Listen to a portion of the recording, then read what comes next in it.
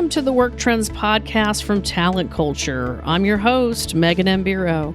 Every week, I interview interesting people who are reimagining work. And be sure to check out our Work Trends Twitter chat events calendar located at talentculture.com on the podcast page. Hello and welcome to the Talent Culture Work Trends podcast, brought to you by our special guest and sponsor, First Up. We are so glad you're joining us here at Talent Culture. It's the place where we find meaningful connections at work. And I'm your host, Megan Mbiro. And today we're talking about the employee journey. As you know, we are passionate about everything from the candidate experience to the importance of offboarding with finesse. But there's also a lot of magic that happens in between, and we're here to talk about it. But before we jump into today's podcast, go ahead and ask yourself these two questions. Number one, does your organization use employee journey mapping? And number two, do you believe that your current processes allow you to effectively reach employees at strategic points in time? So let's get started. Joining us today is Sabra Solero from First Up, and we are so pleased she's with us.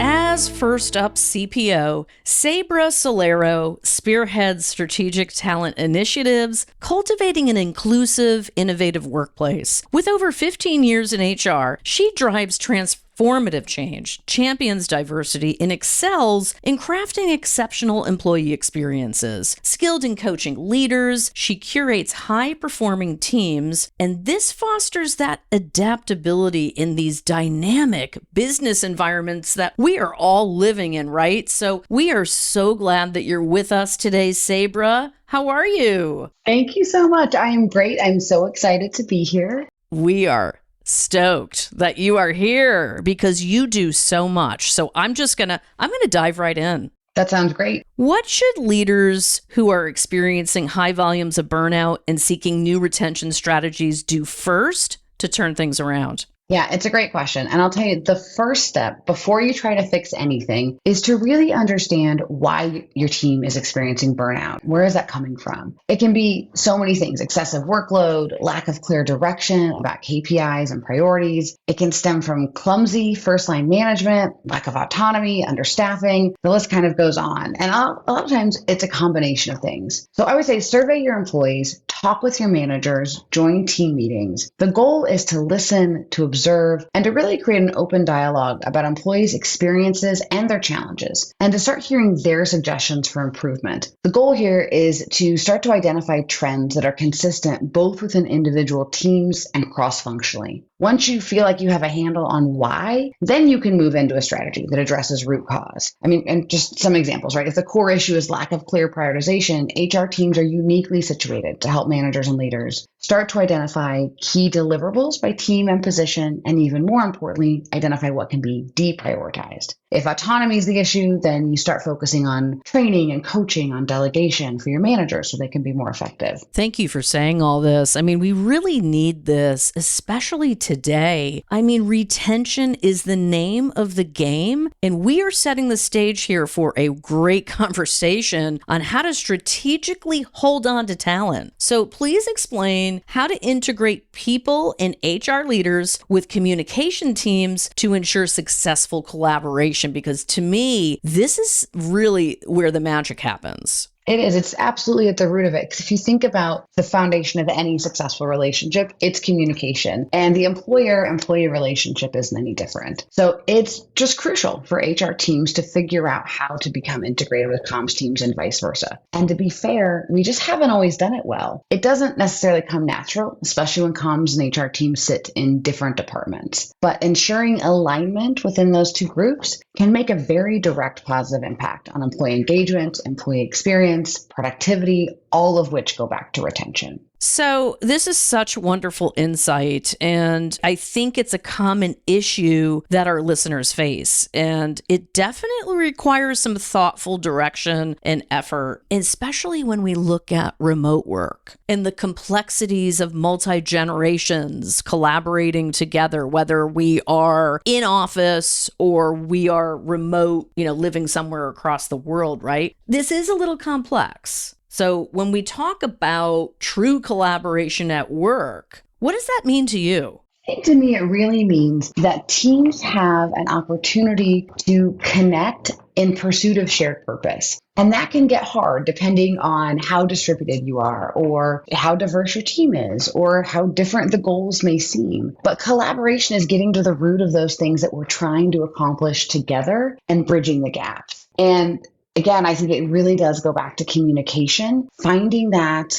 shared purpose, and then establishing a cadence and a pattern of communication that's manageable. I believe in this day and age, it requires tools and technology because you just don't have the same ease of conversation that you may have had in a different time, especially in a post-COVID world when the working environment looks so different and people consume culture in such a different way. When you can find the right technology, not more tech, God knows we have enough tech. When you find the right technology, the right resource to help eliminate some of that noise, you do get back to a place where people can talk and engage in a way that is meaningful and makes sense. I love the hyper focus I'm hearing today. Let's take a short break and see what's new with our friends at Included Health. Now back to our podcast and special guest, Sabra Solero, CPO of First Up. I love this time of year. Spring is upon us, and for many benefits professionals, it's time to take action to meet the goals you've set for 2024. As employers, you're likely looking to right-size your benefits to ensure they're driving value for your employees and also your organization's bottom line. That's where Included Health can help. They make great healthcare easy to find, helping employees keep track of those amazing benefits, all while generating financial savings for you. This spring, they've got a very special offer for our listeners. Visit included.health/talent. Included Health, designed to treat you better. Now back to our podcast and special guest, Sabra Solero, CPO of First Up. Okay, so when creating an employee journey map, what are some unique milestones or creative considerations as we're getting groups together and talking? When I think about the journey, I really think about it in it's 3 stages. It's this multi-dimensional journey. You've got the employee's path with you, right? Going from hire to retire. You have their personal journey, parental leave, they move, all the things that happen in our lives. And then you have the company's journey, right? We grow, we have a new strategic direction, we have an acquisition. So I would say in one part, when you think about the journey, open up your mind to think about all of those pieces because they're all interfacing at the same time. But I will say one of my favorite steps that I think is just overlooked is pre-boarding. When you start a new job, it's such a big moment in your life. It's part of your personal journey. It's part of your journey within the company. And we all know how important onboarding is, but so many times, I think HR says 64% of employees have received no pre-boarding at all. It's just silence from the time they sign the offer letter to their first day. I almost fell off my chair just now. I'm like, that's a high number. It really is. It's a big number. And there's more stats that show that any pre-boarding will boost the overall onboarding experience by 80%. So it's not a piece we can really afford to skip. And it's a pretty easy thing to jump in and add into your process, right? A welcome letter, a few things about what to expect, maybe a little bit of a heads up on what's coming from an IT setup. Just a few little things there can change the way they experience your company for the first time. Awesome. Seriously, that's the one word that comes to mind. You have made some fabulous suggestions that I think our talent culture community can really use. So this is an issue that's been around since, perhaps the dawn of civilization. Please discuss why organizations appear to focus on the customer experience more than the employee experience. And we're talking about beyond revenue generation, everyone? I think it really comes down to the impact of a positive customer experience is immediately visible and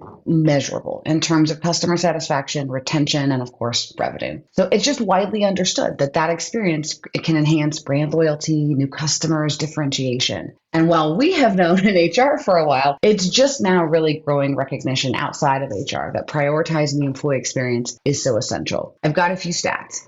BMC found that companies with high levels of employee engagement saw a 20% increase in sales. WTW research shows that organizations with high-performing employee experience achieved 3 times the revenue growth, 11 times the profit margin, and twice the return on equity compared to global averages. And there's so much more research from MIT, PwC, all the others. Tons out there. And it's our job to make sure that people know these numbers. Because really, it's about healthy business, not just making people feel good. Curating that experience, it does. It drives profits, it drives results, and it feels good, which is a nice added benefit. Well, and this paradigm shift is critical for leaders and managers everywhere. It's just so important. So let's dive a little further into employees' needs. What are some tips for creating employee personas that translate to effective interaction? Employee personas are actually so fun to create because they do set the stage for that more meaningful employee journey and that elevating your experience, right? I think the tip I would have, the very first thing is don't skimp on the research. We all feel like we know our companies, we know our employees, but there's a lot in there. If you start gathering insights through resumes and surveys, look at common career paths, what challenges people have, but really focus on your most successful and your impactful employees. When you start finding trends there, you're going to start to unlock things that will help them be even more successful and attract more of that type of individual. So dig in, start assembling as much as you can, and then start putting it on paper. We've got some templates on our last blog, but there's a ton of great employee persona templates. You want to get it documented, start looking at it, and just sitting with that information to say, if I were this person, based on what I'm hearing and I'm seeing, what do I need next?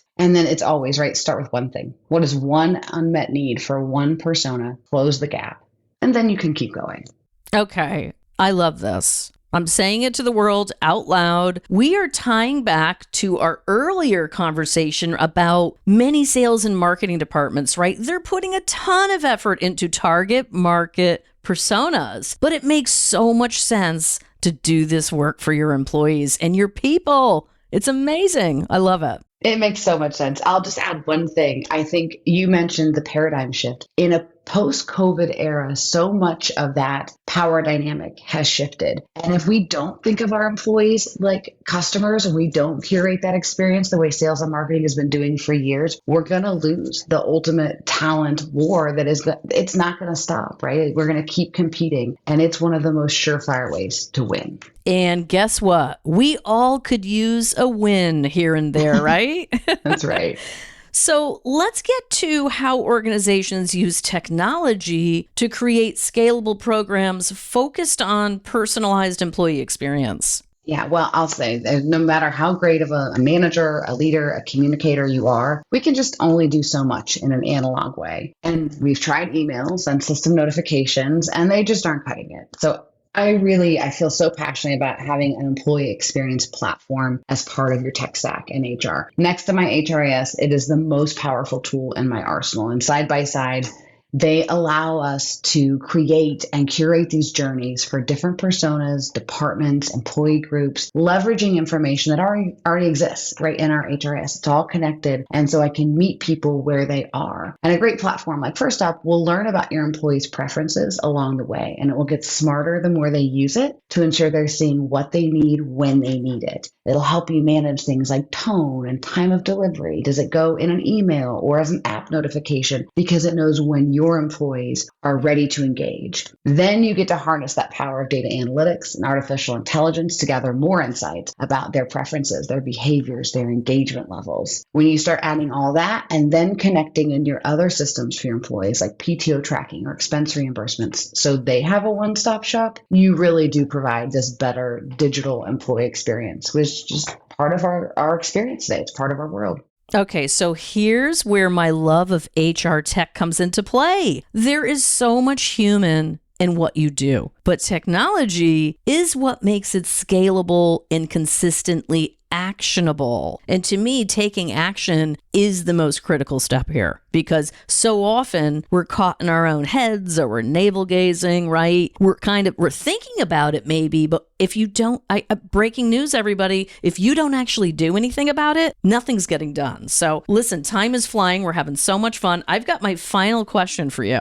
Do you have any case studies that demonstrate how First Up was able to successfully help a client? We do. We have tons of case studies that you can find on the website. One of my favorites is with Big Lots. There's a great video and write-up, but maybe the highlights. They have their custom branded intelligent communication platform. It's called The Beat. And they launched a video channel filled with training content that employees could access on their mobile devices anytime, anywhere. So they log in, right from their point of sale. They watch a clip, then they go do the thing right then in that moment. Oh, wow. There is so much here. Be sure to check out First Up's case studies on their website, which is under the Customers tab on firstup.io. There are so many great examples there, from Big Lots to Boston Children's Hospital. Good stuff. Check it out.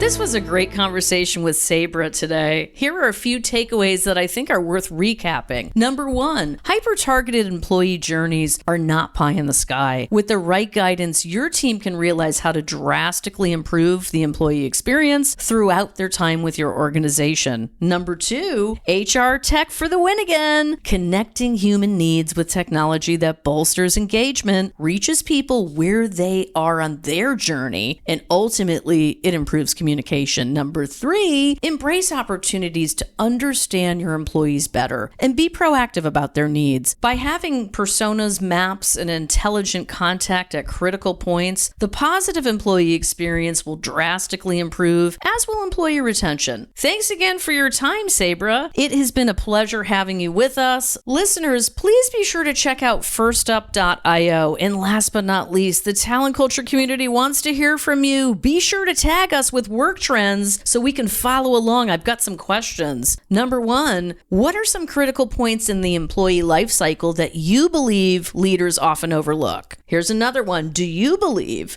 that employee mapping is part of your HR team's future? And number three, is your industry or business ready for hyper-personalized communication based on data? Let us know, because this is a huge topic, and you can visit us on X, LinkedIn, Instagram to share your responses to these questions, or feel free to contact me personally at Megan M. Bureau on social, or mbureau@talentculture.com. Thanks so much for listening to the Work Trends podcast. If you love what we do here, make sure to share our podcast with your friends and colleagues, or send us a question on the socials using the hashtag WorkTrends. See y'all soon. Thanks for joining us today, and I hope you enjoyed today's conversation as much as I did. You can hear all of our Work Trends podcasts on Spotify and Apple Podcasts and beyond. And be sure to subscribe so you can listen on the go and stay up to date on all the latest news you need. Catch up with you next time, and I hope today's information made you wiser, happier, and more informed.